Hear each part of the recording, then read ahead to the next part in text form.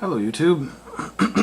I had said in one of my videos, I think way back when, that I was going to go into what happened during Hurricane Ike when it came ashore, and how that situation had declined before it got better.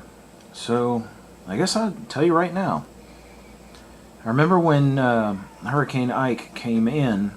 Our friends at Tranquil Times, which was a place that we used to work, allowed us to use the facility as a shelter because it was a fairly decent structure compared to where we were living. We were living in a trailer at the time, and we decided to do that, so we moved some equipment over there.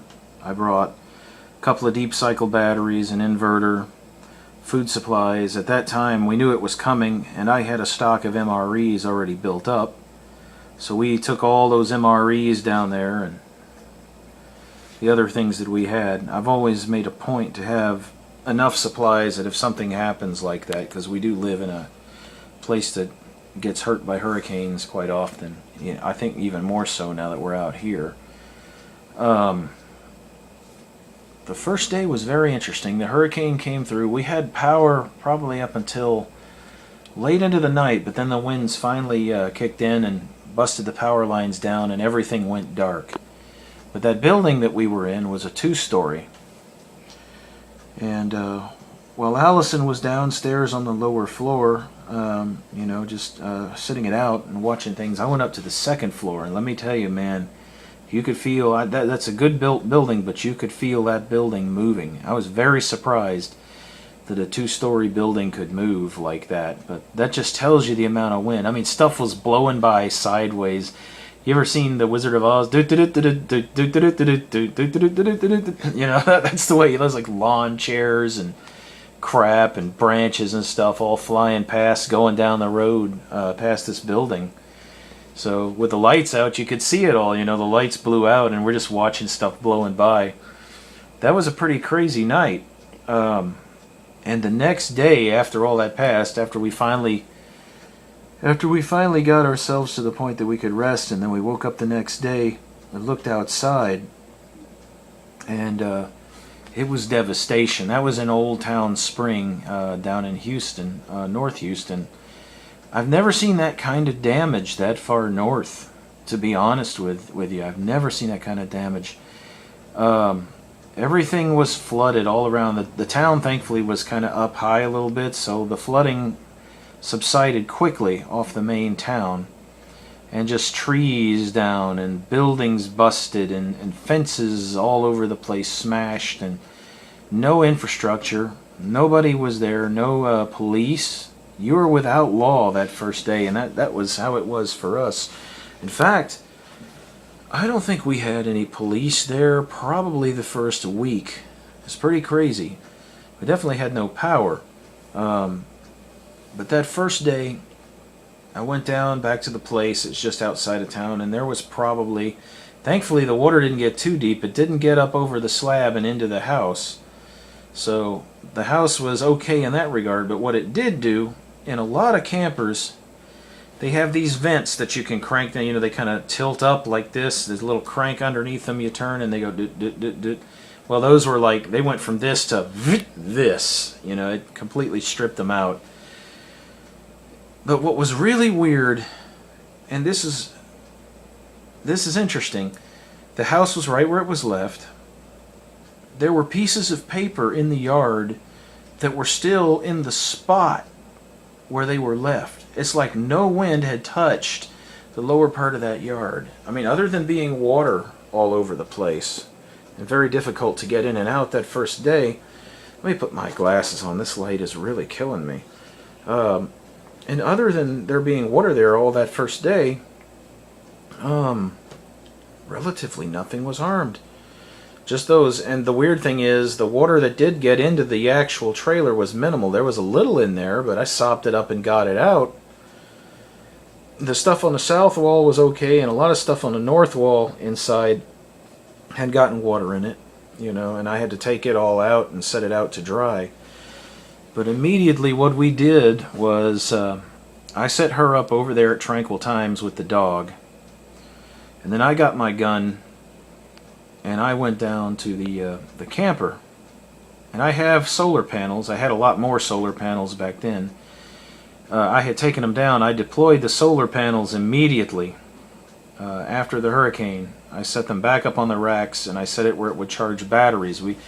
You'd be surprised. The first thing that you really need to have, you got to get electricity restored quickly. Electricity, a lot of things in your place do not operate, and a lot of sanitation does not occur without electricity. Plus it adds security. Well, that was the first thing I did that first night. Put everything out to dry, put the panels up, put the controller back in, and put the batteries back in, and started charging. And what we did, I would charge a battery on the panels, and I would take it up there, and I'd set it at Tranquil Times. I would bring the other battery back from Tranquil Times, which usually wasn't completely pulled dead, but you know, you got to keep them all up, because you never know when you're going to have that big draw. And I would put it out there on the controller, and I would turn the panels back on, and so we had lights. That wasn't even an issue. That first night was so quiet, and it was pitch black. There were no lights for miles. We were the only ones with lights, and I was running minimal power because I had to conserve for other purposes, you know. The second night, well, that first night was awesome. I'll tell you why, man. I sat out there. We had a little bit of cement out front of that place, and that was like our patio. So I put a chair out there. There were no bugs. There were 0 bugs. I think I'm running on my 10 minutes, so let me extend this to the next one. So anyway, there were no bugs. There was a really nice, cool breeze.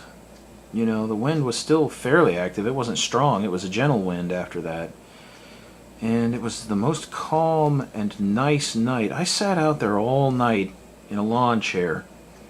And I got a plastic table. We had a couple of those old plastic patio tables. I set it up out there, and I had a crank-up lantern, which I still have, and it still works.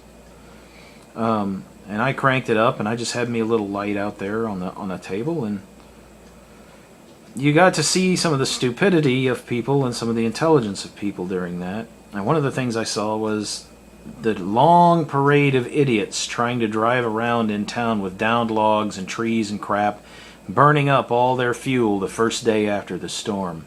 There's no gas anywhere, and these people forget this. There was no gas anywhere for miles and miles. All of the city, all around, you couldn't even see the glare of a single light bouncing off the cloud. There was nothing out there. FEMA hadn't even come in yet to set anything up. And that went on until around midnight, and then everything got real quiet. And there weren't even any generators running yet. That was really interesting. No generators. People were just sitting tight, getting their stuff back together and collecting themselves.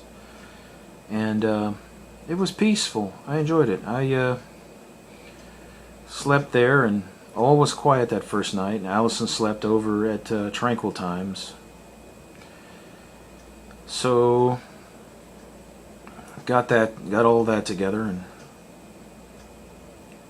the next day was fairly decent. It was quiet. Still no generators. It didn't take, I think it was about the third day you started hearing generators. But now the second day was interesting. Second and third day, the air was alive with the smell of barbecue, man. People everywhere, they were realizing the lights ain't going to come on anytime soon. So they were cooking. They were cooking all that meat and stuff they had in their fridges, because there was no other way to keep it that they had. So man, just the smell of cooked beef hung so heavy in the air, and it was nice. It made me kind of hungry. But yeah, so that's what happened that night. And you started hearing the first couple of generators way off in the distance. The trains were not running yet, and the rail crossings were not operational.